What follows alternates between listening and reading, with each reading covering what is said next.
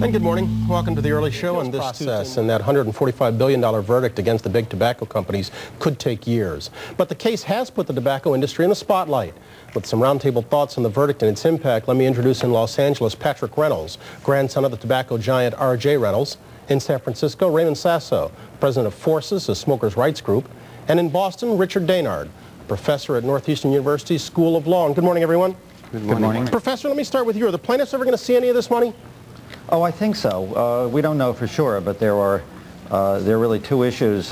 One is the court system in Florida going to uphold the basic structure of this class action. I think the answer is yes. We've already seen from the Florida Supreme Court a go-ahead twice. Second, how much money? Most people think something will be shaved off, but I think there'll still be many tens of billions of dollars. Professor, the tobacco people claim they can't afford this verdict, yes, and the damages ordered, yes or no. Should we believe that? You should believe that like you believe anything else from the tobacco companies. Their stock prices haven't done very much. Their other PR is that they're going to do just fine. They've been very reassuring to the stock market. They can raise the price of cigarettes somewhat or just go into the market and borrow the money. Mr. Sasso, you're sandwiched in the middle here. How do you see this verdict affecting the rights of smokers like yourself? Well, it's costing us more to smoke, so by what Mr. Daynard said, is going to raise the price of cigarettes. So who's going to pay for the settlement but us smokers? I'd like to ask Mr. Daynard how much money he's making from this lawsuit and how much money is actually going to go to smokers, like the flight attendants lawsuit, that not one penny went to the flight attendants in that lawsuit that was came about a year and a half ago. Smokers have had to bear the burden of all of this anti-smoker problem, and we've just about had enough. So who should be bearing the burden if smokers shouldn't? Well, I think smokers have paid plenty, and not one of the master settlement of money is going into L.A. parks and freeways, and so we're talking about smokers not paying their way, but we're paying more than our way. We're paying for everyone else's way too. So why are you mad at everybody else? Why not be mad at the tobacco companies? I'm mad at the people forcing the tobacco companies into a corner because I buy a product from the tobacco companies and I have to pay for what they're doing to them. Mr. Reynolds, let me go to you. Although you're from a famous tobacco family, you're now an anti-smoking activist. How come? Well, my father, R.J. Reynolds Jr., died from smoking when I was 15, and my oldest brother, R.J. Reynolds III, he died from smoking as well, both of them from emphysema. You know, a lot of people feel that smokers should be accountable and pay for the damages, be accountable for the damages that they bring on themselves by smoking, but does that mean that we should let the tobacco companies go unaccountable for their part in the problem? And one of the, I think, most significant things here is that it took the judicial branch of government, the court system, to bring big tobacco to heel. For 30 years, Congress did nothing. Why? Because they're so corrupted by the special interest contributions from the tobacco industry. And studies show that the legislators vote the way the tobacco companies want them to vote, the more money they receive. So it took the court system to bring these companies to heel, and I think that's a very significant point. Until we get campaign finance reform passed, the judicial branch of government may be the best way of bringing multinationals like big tobacco to heel. Is it clear to you that tobacco companies could have made a safer product and chose not to? I believe that there is some truth in that. They chose not to, and that was one of the reasons that they've given this huge award. They targeted young people in their ads. One R.J. Reynolds executive wrote in 1975, "It's never. We have to go after the 14 to 24-year-old age range, for they represent tomorrow's cigarette business." Well, let me just say that please. I started smoking when I was 13, and I'm a pretty good person. I made the choice to smoke. It was known when I was younger that cigarette smoking was risky, so I made that choice. I want to know... Okay, wait a second, Mr. Sasso. It was known, but at 13 you can't tell us you're as mature as you are now.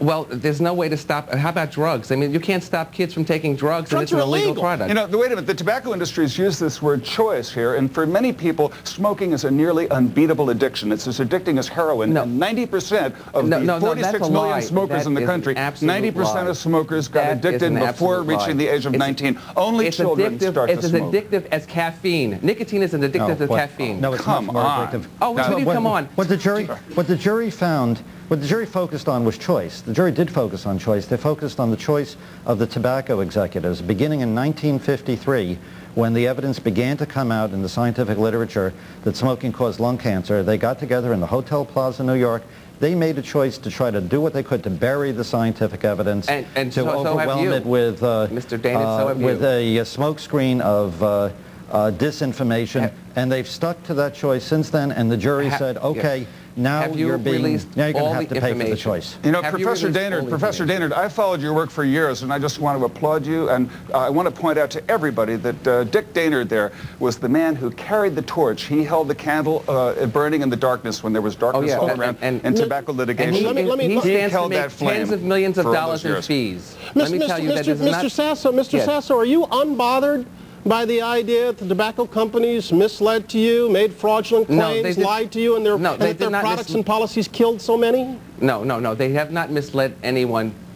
Cigarettes were known in the late 1800s as coffin nails, and everyone knows, my grandfather knew that smoking was a bad behavior as far as your health is concerned, so it's nothing new that in 1963... Sir, children are not concerned about bad behavior. I have to tell you that. And children are the only ones who become addicted to tobacco. Who owns my body? Do you own my body, or do I own my body and make the choices that I feel I should make in my life?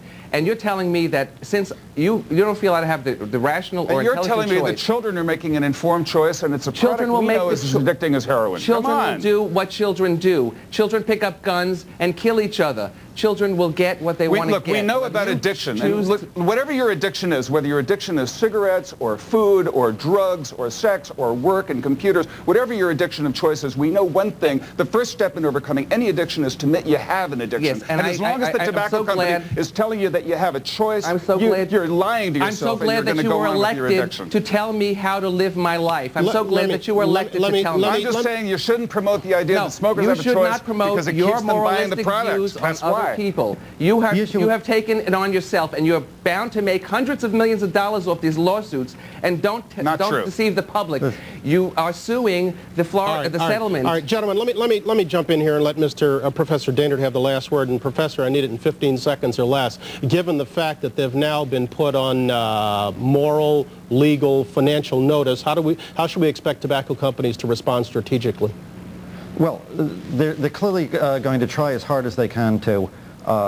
They want to go to Congress. They want to get tort reform. They want to get relief. They want to get immunity from the legal system because it's the only system that's holding them accountable. So I think we're going to see them back in Congress trying to pretend to look reasonable, but trying to get out from paying the piper. I've got to let that be the last word. Professor Richard Daynard in Boston, Raymond Sasso in San Francisco, Patrick Reynolds in L.A. Gentlemen, thank you all. Best wishes to you. Thank you very much. Thank you. Thanks.